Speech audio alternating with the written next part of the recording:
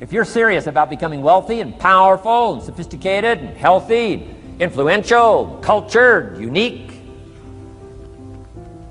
keep a journal. Don't trust your memory. If you listen to something valuable, write it down. If you come across something important, write it down. Write it down. Now, I used to take notes on pieces of paper and torn off corners and backs of old envelopes and restaurant placemats and long sheets and narrow sheets and little sheets and pieces thrown in a drawer. Found out, best way, keep a journal. I've been keeping these journals now since age 25. It makes up a valuable part of my own learning, and it's a valuable part of my library. My own journals now form a good portion of my own library. The stuff. I'm trying to get kids to do like I do, be a buyer of empty books. Kids find it interesting I'd buy an empty book. Especially at my status in life. What did I pay for this one? $26. Kids say, $26 for an empty book? Why would you do that? Well, the reason I paid $26 is to press me, to see if I can't find something worth $26 to put in here. And I'm telling you, all my journals are private. But if you got a hold of one of my journals, you wouldn't have to look very far until you would say, this is worth more than $26. I must admit, if you got a glimpse of Mr. Rohn's journals, you'd have to say he is a serious student. Not just committed to his craft, but committed to life, committed to skills, committed to learning, to see what I can do with seed and soil and sunshine and rain and miracle and possibilities and turn it into equities of life and treasure, family relationships, enterprise, sales, management, gifts galore, everything you want, all available, especially in America. I'm asking you, keep a journal. I call it one of the three treasures to leave behind. Let me give you that. One of the three treasures to leave behind. Number one is your pictures. Take a lot of pictures. Did you ever look back, right? 2 or 3 generations, just a handful of photographs way back there. Wouldn't it be something if there was album after album, thousands of pictures to help tell the story? A picture's worth 1,000 words. Don't be lazy in capturing the event. How long does it take to capture the event? A fraction of a second. How long does it take to miss the event? A fraction of a second. Errors in judgment or disciplines. Take lots of pictures. Help tell the story. Click, click, got it. Click, click, got it. Keep. I go to Taiwan to lecture. Taipei, Taiwan. Grand Hotel. Neat place to do a weekend seminar. I got 1,000 students. Guess how many cameras?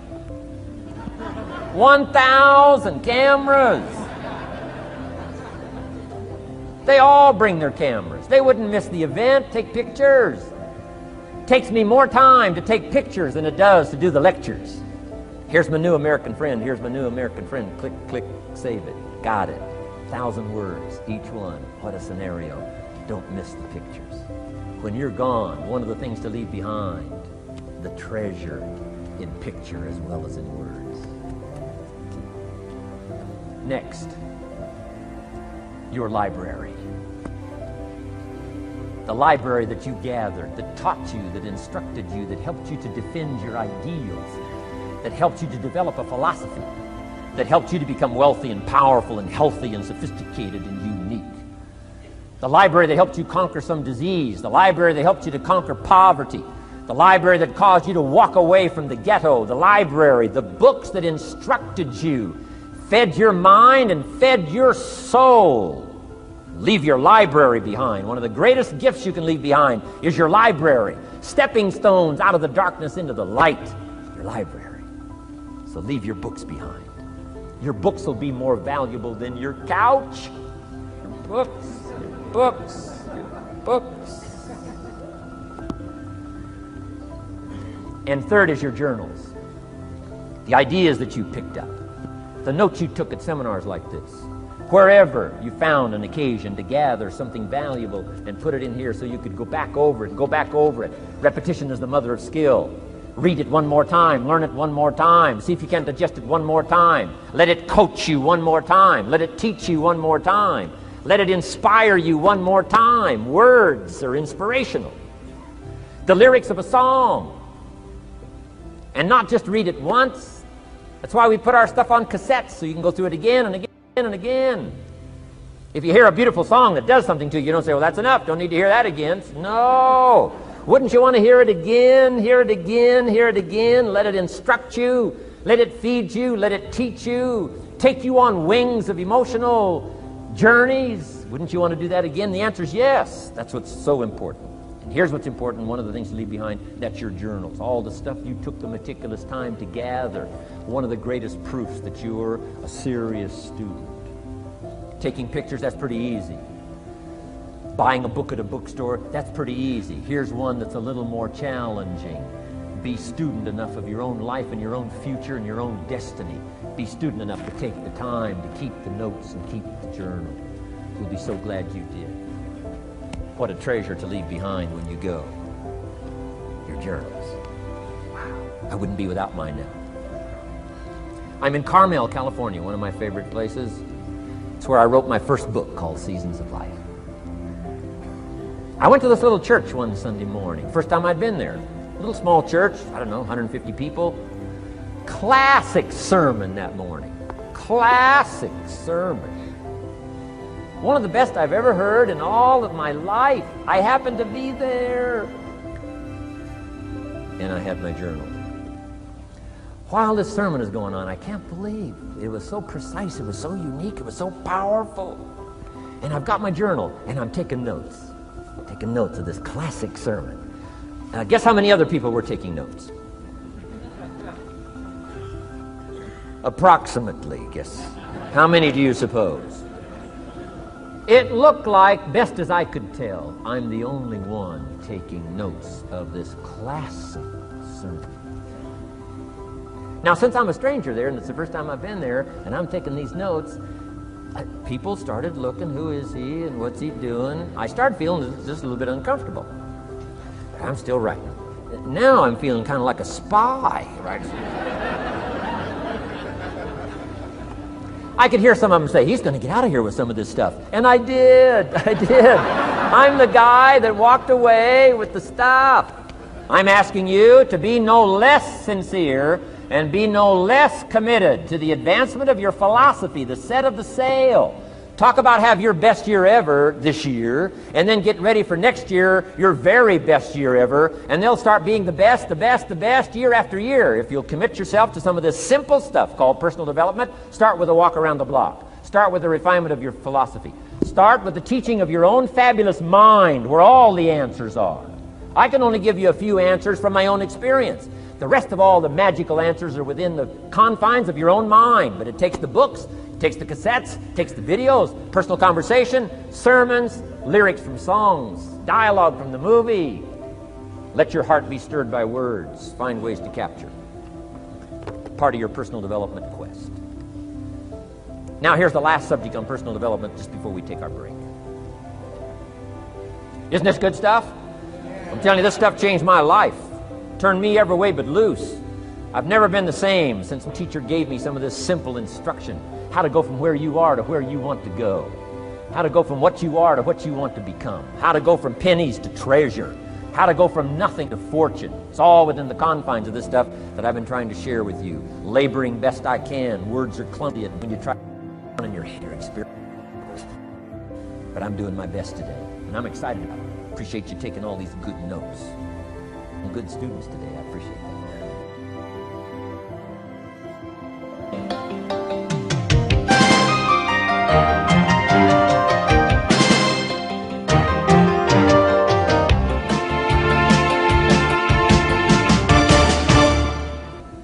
Develop these 5 abilities as part of your personal development quest. I call them the 5 abilities. Here's the first one. Develop the ability to absorb. The ability to soak it up like you're doing today. Be like a sponge. Don't miss anything. And not just the words. It's true, don't miss the words, but don't miss the atmosphere. Don't miss the color. Don't miss the scenario. Don't miss what's going on. Most people are just trying to get through the day. Here's what I want you to be committed to do. Learn to get from the day. Don't just get through it, get from it. Learn from it. Let the day teach you. Join the University of Life. What a difference that'll make in your future. Commit yourself to learning. Commit yourself to absorbing. Be like a sponge. Get it. Don't miss it. I've got a personal friend of mine who's so gifted in this area. I think he has soaked up and remembers everything that's ever happened to him. He can tell you as a teenager where he was and what he did and what he said and what she said and how they felt and the color of the sky and what was going on that day. And the reason is because he gets it. He gets it. He gets it. I'm telling you, it's more exciting to have him go to Acapulco, come back and tell you about it, than it is to go yourself. He's unbelievable. He's got this extraordinary gift. And why is it? When he's there, he doesn't miss anything. Here's a good phrase for you to jot down. Wherever you are, be there. Be there to absorb it up. Be there to soak it up. Take a picture if you can. But take pictures of your mind. Let your soul and heart take pictures. Get it, capture it, absorb it. It's such an important ability to develop. The ability to get it, don't miss it. Don't be casual in getting it. Key phrase, casualness leads to casualties.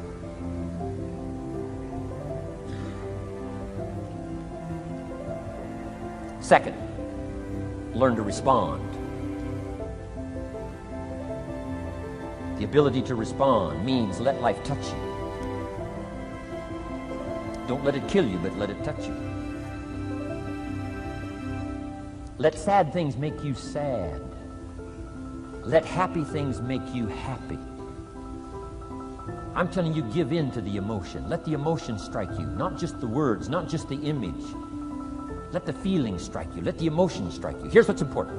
Our emotions need to be as educated as our intellect. Our emotions need to be educated as well as our intellect. It's important to know how to feel. It's important to know how to respond. It's important to let life in. Let it touch you.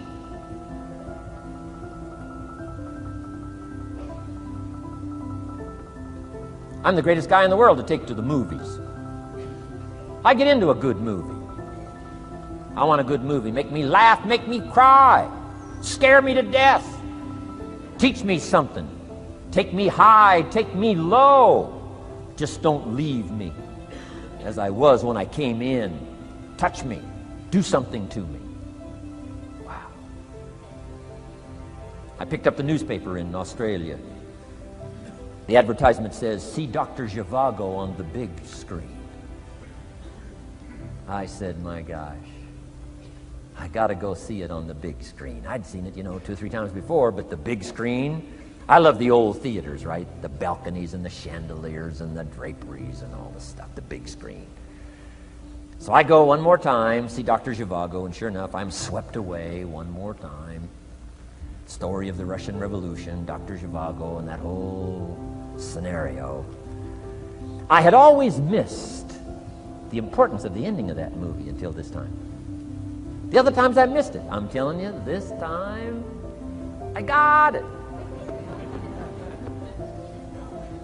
Comrade General said, Tanya, how did you come to be lost? After he'd found her, right? Said, how did you come to be lost? And she said, well, I was just lost. He said, no, how did you come to be lost?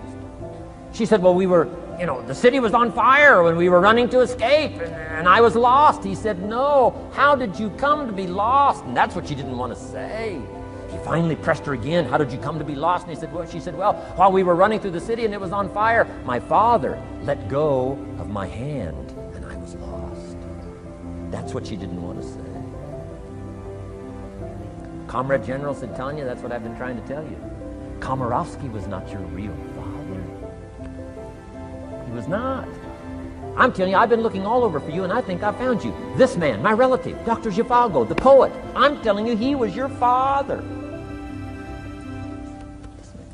And Comrade General said, Tanya, I promise you this. If this man, your real father, had been there, I promise you, he would never have let go of your hand. And I got it. This time I got it. The other times I'm eating popcorn waiting for the movie to finish. This time I got it. I got it. I got it. I'm asking you to get it. absorb, and respond. Maybe you heard the story about the evangelist here in Texas way back in the horse and buggy days. Used to put up his tent in these various Texas towns and hold tent revivals. And he put up his tent, one of these towns, expected a big crowd to come and hear him preach. And he got there first night of the tent revival, and he walked inside the tent. It was empty. And he thought, something must be wrong. He waited till 8 o'clock. Nobody showed up. He waited till 8:15. Not a soul. Finally, 8:30. One lone cowboy wandered up on his horse, tied his horse up outside, came in, sat down on the front bench. Big empty tent. So the preacher thought, well, at least I better go down and talk to the cowboy. So he goes down and talks to the cowboy, and he says, Cowboy, I don't know what to tell you. He said, I'm the preacher. And this tent was supposed to be full of people. And he said, something's gone wrong. I really don't know what to do. I'm embarrassed. And he said, I don't know what to do. And the cowboy said, well, I'm not a preacher. I'm just a cowboy, so I can't tell you what to do. But he said, I know this, if I went out to feed my cattle and only one showed up, I'd at least feed it. So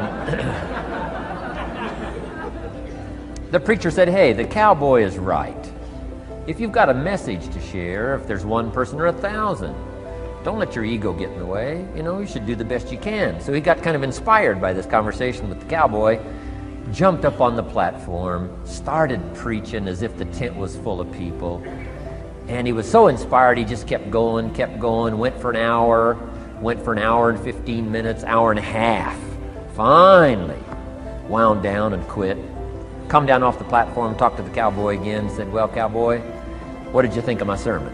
Cowboy said, well, I'm not a preacher, so I can't really tell. I'm just a cowboy. But he said, I know this, if I went out to feed my cattle and only one showed up, I'd feed it, but I wouldn't dump the whole load on it.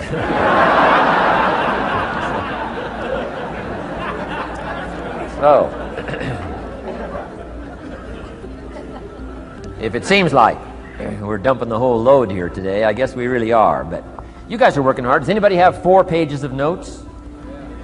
Oh, wonderful, wonderful. My job, I'm getting it done. Wonderful. We should give a prize one of these days for the most notes. Fantastic. I congratulate you. You're working as hard as I am. I appreciate that. Okay, we got some more work to do, so let's go to work. Everybody's okay? Say, I'm okay. I'm okay. All right. I'd love to take you with me as my traveling audience. Wow. We've covered the first 2 abilities in the personal development quest. One is the ability to absorb, don't miss anything, pay attention. Good watchword for the 90s, pay attention. Things are moving so fast these days, you got to pay attention, pick it up, soak up the colors, soak up the sounds, soak up what's going on. Second, respond, let life touch you. Let the emotions affect you as well as the sights. Now here's the third ability, develop the ability to reflect. Reflect means go back over, study it again. Go back over these notes that you're taking today. Go back through the cassettes one more time. Read the text one more time. But there's more to it than that. Go back over your day. I call it run the tapes again, so that the day locks in firmly. Here's some good times to reflect. 1, at the end of the day. Take a few minutes at the end of the day. Go back over the day. Who'd you see and what'd they say and what happened? How'd you feel? What went on? So that you capture that day. A day is a piece of the mosaic of your life. Number 1, don't treat it casual. Number 2, get from the day. And then number 3, go back over the day so that it locks in that experience, the knowledge, the sights, the sounds, the panorama, the color, motion, picture of the day. Just lock it in so that it will serve you for the future, having that day, not missing it. Next, take a few hours at the end of the week, called time to reflect. Go back over your day timer, go back over your calendar. Go back over your appointment book. Where did you go and who did you see and how did it feel and what went on? Capture that week. A week is a pretty good chunk of time. Next, take half a day at the end of the month, called time to reflect. And do the same thing again. Go back over what you read. Go back over what you heard. Go back over what you saw. Go back over the feelings to capture it so that it serves you. Next, take a weekend at the end of the year to establish this year now firmly in your consciousness, firmly in your experience bank, so that you've got it, so that it never disappears. Good ability to acquire, the ability to reflect. Go back over. Remember. Remember. Remember. It's so valuable to be able to remember the thought, remember the idea, remember the experience, remember the occasion, remember the day, remember the weather, remember the emotion, remember the complexity, remember the highs, remember the lows. So valuable at the end of the day. Lock that day in. Lock the month in. Lock the week in. Lock the year in. Old Testament says a unique scenario unfolded according to the law, and that was they worked 9 years, and the 10th year was a sabbatical. The 10th year, work 9, take the 10th year, and not just to relax, not just to replenish, not maybe just to get physically in shape. Change of pace, we call it in the modern society, but not just for that. I'm sure that in ancient days, that sabbatical was to go over the last 9 years, what went right and what went wrong, and what worked well and what didn't work well. And how did you grow, and how did you learn, and how did you change, and what have you got now after 9 years that you didn't have at the beginning of the 9 years? See, that's so valuable, a sabbatical, some time. There's also something to be said for solitude when you reflect. Sometimes you can reflect with somebody. Husband and wife reflect on the past year, right? Parents reflect with their children on the past year. How did we do it, and how didn't we do it, and how could we improve? Colleagues can reflect with each other. But now here's one of the most important. You've got to learn to reflect with yourself. There's something to be said for solitude. There's something to be said for taking those occasions to shut out the world and shut out everything else for a while. I've got a motorhome. That's how I do. With my motorcycle on the back. And I head for the mountains and ride the Jeep trails, where there's very few human beings on the Jeep trails, or out in the desert somewhere. It's called my time to get away. When you live a very public life, you treasure solitude. A chance to reflect, go back over my life, go back over my skills, go back over my experiences. Alone. There are some things you need to do alone. Ponder, think, wonder, read, study, absorb, soak in. See if you can't become better this year than you were last year, better the next 9 than you were the first 9. Solitude. There's even a more modern advice that says, go to the closet for time of meditation, time of prayer. Go to the closet. Closet meaning what? Away. And there's even a graphic description of the away. It said, enter into your closet and what? Got some students here, I'm sure. What? Close the door. For what? Just to shut out everything. Life is experience, and touching and seeing and looking and doing and acting and disciplines and all the stuff. But sometimes, this is where this reflecting is so important, to shut the door. To shut the door and wonder. Prayer, contemplation, thinking, and let things move in to your consciousness and awareness that no other way can it be done. Right? Flying down the freeway, I'm telling you, it's difficult to get through. So many things to do, it's difficult to get through. But times of solitude, times to reflect. So this is so valuable, learn to reflect. Now here's why it's important to reflect. to make the past more valuable to serve you for the future. Here's what's really powerful: learning to gather up the past and invest it in the future. Gather up today and invest it in tomorrow. Gather up this week and invest it in the next week. Gather up this year and invest it in the next year. See, that's so powerful, rather than just hanging on one more year, hanging in there, seeing what's going to happen. Learn, study. This is part of the personal development quest, becoming better than you are, more valuable than you are, not just in terms of economics, in terms of motherhood, in terms of fatherhood, in terms of being a better brother, a better colleague, making a better contribution to the family, to society, to the community, to the church, to the office, to the commitment, to the partnership. Doesn't matter what it is that has value.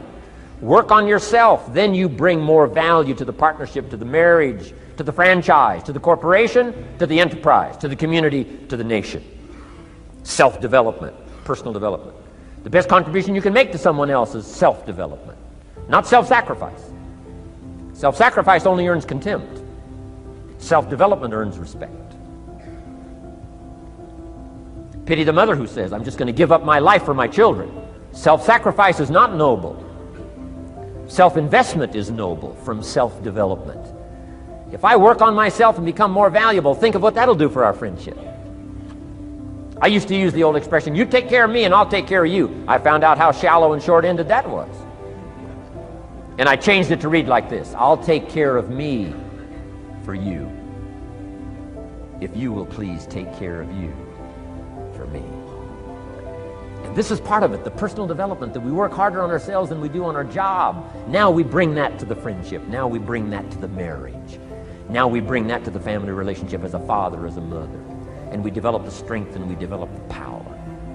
That's key. And it takes, I think, this scenario of disciplines, these abilities, to acquire those gifts and those skills, that value, so that we bring more. Now, we bring more to the next week, we bring more to the next month, we bring more to the next year, if you follow this absorb, respond, and reflect. I said to my father, when he was about to turn 76, his 76th birthday, I said, dear father of mine, can you imagine what it's going to be like to gather up the last 75 years of your life and invest them in your 76th year? What a difference of philosophy, rather than just hanging on one more year. Gather up 75 and invest them in the next one. Gather up the last 6 years and invest it in the next year. See, that's so powerful in communication, which we're going to study soon. So powerful. So consider this. 1, the ability to absorb. 2, the ability to respond. 3, the ability to reflect. Here's number 4, develop the ability to act. Take action. Not hasty if it isn't required, but don't lose much time. Here's the time to act. When the idea is hot and the emotion is strong. That's the time to act. You say, Mr. Ron, I'd like to have a library like yours. See, if you feel strong about that, what you got to do is get the first book and then get the second book. Before the feeling passes and before the idea gets dim, action pronto, action immediate, action as soon as possible. Because if you don't, here's what happens. We call it the law of diminishing intent. We intend to when the idea strikes us. We intend to when the emotion is high. But now if you don't translate that into action fairly soon, now the intent starts to diminish. And a month from now it's cold. A year from now, can't be found. So act. Set up a discipline when the emotions are high and the idea is strong and clear and powerful. That's the time to set up the discipline. Somebody talks about good health and you're stirred. Say, right, I need to get a book on nutrition. Get the book before the idea passes and before the emotion gets cold. Go for the book. Start the library. Start the process. Fall on the floor. Do some push-ups. Action. Got to take action. Otherwise, the wisdom is wasted. Otherwise, the emotion soon passes. Unless you put it into a disciplined activity. Capture it. Disciplines is called how to capture the emotion and how to capture the wisdom and translate it into equity. Disciplines. Now, here's what's important about disciplines. All disciplines affect each other.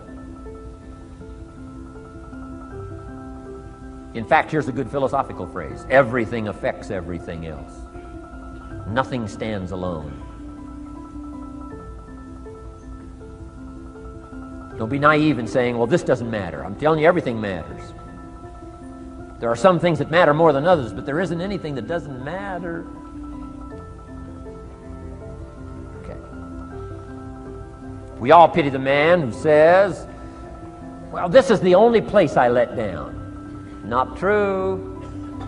Key to take home. Every letdown affects the rest of your performance. Every letdown affects the rest. This is part of the educational process on personal development. If you don't take the walk around the block, you probably won't do the apple a day. If you don't do the apple a day, you probably won't start building your library. If you don't build your library, you probably won't keep a journal, and you won't take pictures, and then you won't do this, you won't do wise things with your money, won't do wise things with your time, won't do wise things with your possibilities and relationships, and the first thing you know, 6 years of that accumulated, and we say you have messed up. So the whole key to reversing that process now is to start picking up these disciplines. Now here's the positive side. Every new discipline affects the rest of your disciplines. Every new one affects the rest. That's why action is so important. The least action, the smallest action. Take it. Because when you start accomplishing and the value starts to return from that one action, it'll inspire you to do the next one and the next one and the next one. You start walking around the block, it'll inspire you to get an apple. Get an apple, it'll inspire you to get a book. Get a book, it'll inspire you to get a journal. Get a journal, it'll inspire you to grow, develop some skills. All disciplines affect each other. Every lack affects the rest. Every new affects the rest. The key is to diminish the lack and set up the new. And you've started a whole new life process. Key. Also, one more thought on discipline. Here's the greatest value of discipline. Self-worth. Self-esteem. People are teaching self-esteem these days, but they don't connect it to disciplines. The least lack of discipline, and it starts to erode our psyche. One of the greatest temptations is to just ease up a little bit. Right? The slightest lack of doing your best starts to erode the psyche. Instead of doing your best, doing just a little less than your best. Sure enough. You say, well, it's just going to affect my sales. No, it's going to affect your consciousness. It's going to affect your philosophy. Now you've begun in the slightest way to affect your own philosophy. Here's the problem with the least neglect. Neglect starts as an infection. And if you don't take care of it, it becomes a disease. And one neglect leads to another. And the worst of all, when neglect starts, it diminishes our self-worth, our self-confidence, our self-value. You say, well, how can I get back my self-respect? I'm telling you, you don't have to go to 29 classes. All you have to do is start the smallest discipline that now corresponds to your own philosophy, like I should, and I could, and I will. No longer will I let neglect stack up on me so that I will have the sorry scenario 6 years from now, giving some excuse instead of celebrating my progress. That's the key to discipline. Okay? Let's get kids involved in the least of disciplines. One more, and then one more, and then another one, and then another one, and then some more. And the first thing you know, you're starting to weave the tapestry of a disciplined life into which you can pour more wisdom and more attitude and more strong feeling, more faith and more courage. Now you've got something, a vessel in which to put it. And now the equities start to flow. And the early return, I'm telling you, if you'll start this process, the early return will have you so excited. You'll commit yourself to this strategy for the rest of your life. You'll never go back to the old ways. Join a new crowd. Join a new group. The disciplines to do it. Take action. I recommended the last time I was here the little book, Richest Man in Babylon, and I said I've lectured now to over 3 million people in the last 33 years, and I've recommended this little book to almost all of them, I think. Guess how many have actually gone and got this little book?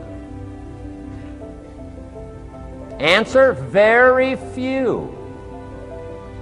My best guess is 10%. Such an easy thing to do. In that last seminar, right, I suggested this little book, number one, is easy to find. Number two, it's easy to buy. The most you can pay for it, $6, $7, $8. You can borrow that from your kids. And number 3, it's easy to read. It's in story form. That's why I use it for teenagers, teaching them how to be rich by 40, 35 if you're extra bright, much sooner if you find a unique opportunity. But if it's easy to find and easy to buy, and if it's easy to read, why wouldn't everybody go get it? We don't know. What do you know? You don't know. I don't know. Nobody knows. Here's how profound it is. Some do and some don't. Now here's the numbers. About 10% do. 90% don't or won't. We don't know the mystery of that. And I'm telling you, 10 years from now, those numbers will still be the same. 10% will, 90% won't. The numbers don't change. Only the faces change. You're looking at one of the faces. I used to belong to the 90% who couldn't be bothered even if it was easy. Guess how many people have a library card? Wisdom of the world available. Transform your life in any value amount you want. By the way, how much is a library card in Texas? Free. Here's what free is. Easy. I mean, it can't be any easier than free. Somebody says, well, would you bring it by? Well, no. At least you got to go get it. No.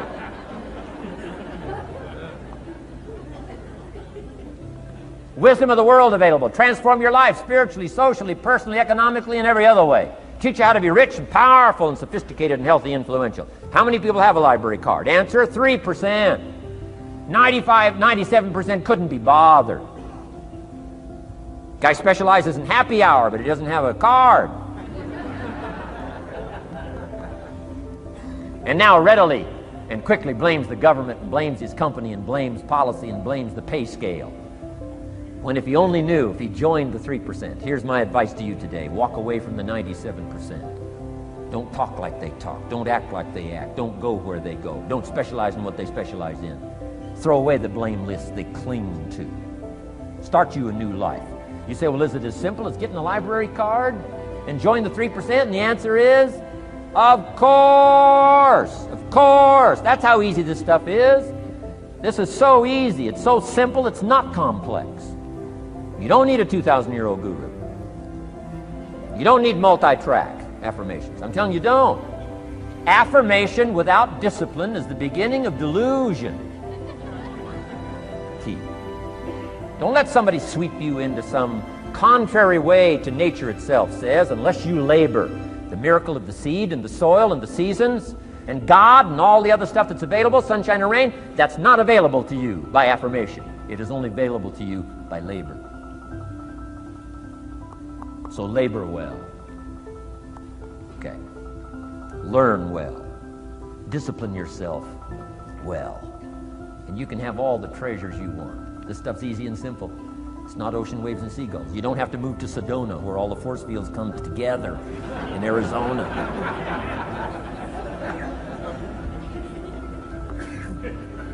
Let's teach our kids the simple ways to transform their health, number 1. Their economics, number 2. Their ability to communicate, number 3. Their life and treasure and lifestyle, number 4. Spirituality, number 5. And the list goes on and on. Let's not leave out any of the least of disciplines that encourage us to do the next one, to do the next one, to do the next one. First thing you know, this whole scenario for you is spinning up instead of out of control on the negative side. This is all you got to do. It's as simple as this. It's as simple as a start, committing yourself to life change. And once you start down this road, I promise you, you'll join the 10% and the 3%. We're going to talk financial independence in just a little while. Guess how many people can retire from the income of their own personal resources when it comes time to retire? Answer, 5%. In the most independent country in the world, 95% are dependent, 5% are independent. Take charge of your own retirement.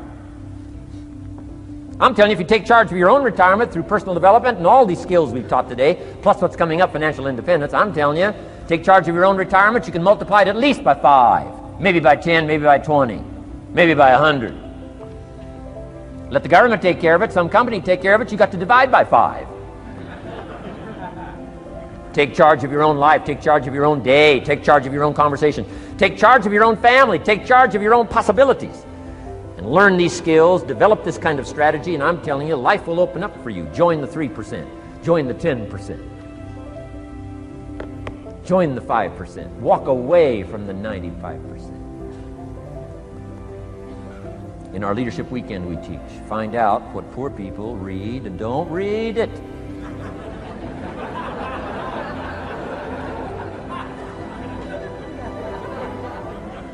I'm telling you, don't talk like they talk. Lend a helping hand, but don't fall into their poor philosophical scenario. Don't blame what they blame. Don't use the excuses they use. It's called the language of the poor. Switch gears, switch language, switch ideas, switch strategy. Start with the simplest of disciplines. And don't bemean any of these disciplines. The smallest of disciplines starts the process of life change. And if you'll invest in this thing called discipline, you can have whatever you wish. It's called the beginning of a miracle. And now here's the last clue on discipline. Do the best you can. We covered earlier, but here's a good scenario for the do the best you can. I've got a good question for you. Is the best you can do all you can do? And the answer is no. Strangely enough. If we all fell on the floor right now and did as many push-ups as we possibly could, and let's say for some reason you haven't been into push-ups lately, I can't imagine why, but let's say the best you can do is 5. And you look up at the rest of us and say, hey, 5 is the best I can do. We can tell by the look on your face that's probably true. 5 is the best you can do. Now, is 5 all you can do? The answer is no. If you rest a little, you can do 5 more. Wow. And if you rest a little, you can do 5 more. And if you rest a little, you can do 15 more. How did we get from 5 to 15? It's a miracle.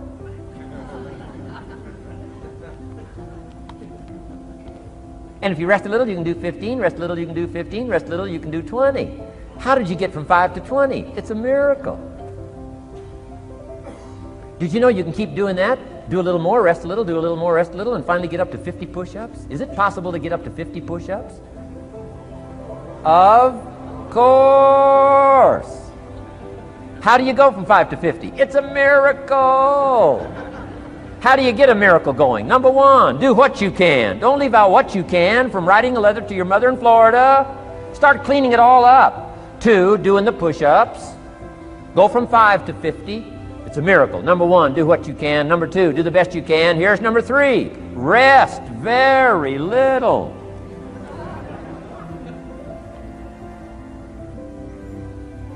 Don't rest too long. Why? The weeds take the garden.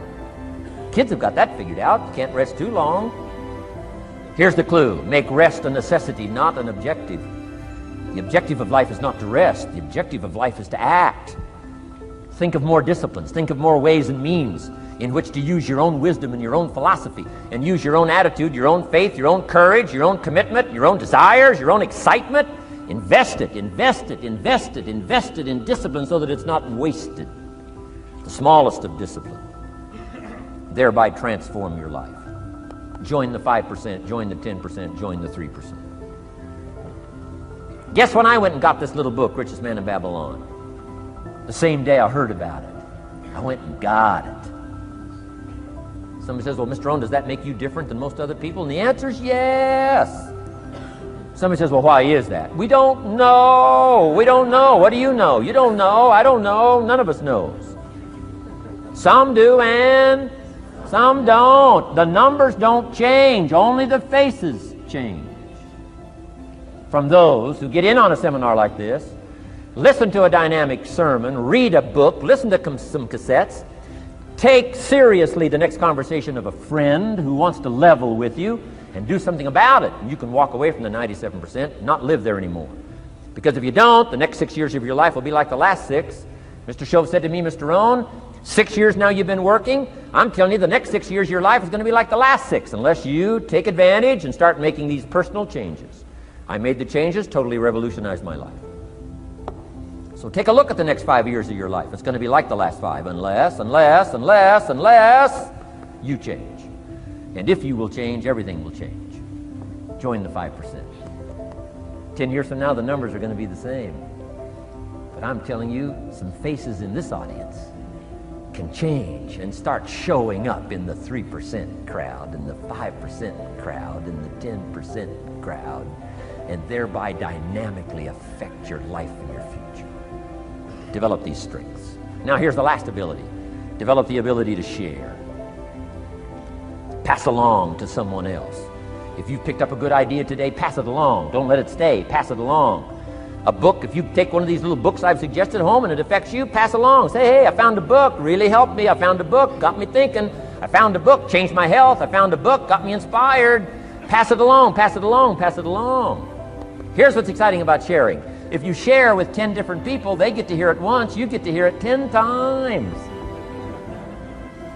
So it's probably going to do more for you than it is for them. But it's called what? Everybody wins. When somebody shares, everybody wins. Wow. Share your ideas, share your experiences, share your knowledge. You can have just as much pleasure as I do. I said, giving this seminar, this is one of my joys in life. Give a seminar like this, make the best investment I can of words and spirit and heart and soul and time, energy. I don't have to work this hard. But I gladly work this hard. Why? I want the return. Your words touch my life. See, that's heavyweight stuff. You can't buy it with money. But I'm telling you, you can get the same thing started by recommending a book. Somebody will read that book, and then they'll read another one, and they'll read another one, and they'll come to you someday and say, you got me started. That book you recommended turned my lights on, turned my mind around, got me thinking, got me pondering, and I've been on track ever since. You can get just as much praise as I do if you'll share. Share with your children. Share with your colleagues. Share with everybody that comes within your grasp. Share. Now here's what sharing does. Not only helps you, helps the person you share with. Here's what else it does. Makes you bigger than you are. If I had a glass of water up here and it was full, question, can that glass hold any more water? If it's full, if the glass is full, can it hold any more water? The answer is yes. But for it to hold more, you got to pour out what's already in.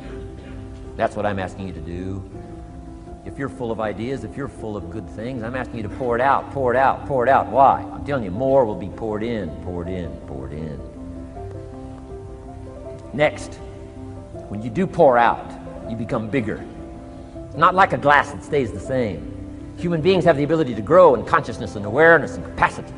It's unlimited capacity. I found out kids don't lack capacity. In Europe, the kids speak what? 2, 3, 4, 5, 6 languages. When I grew up, my father spoke German, never taught me. My mother spoke French, never taught me. They were trying to get away from all the old world languages back then. Had no concept how valuable languages were going to be in the future. Just didn't know. So they abandoned the German, abandoned the French. I could have learned all 3 languages instead of just English.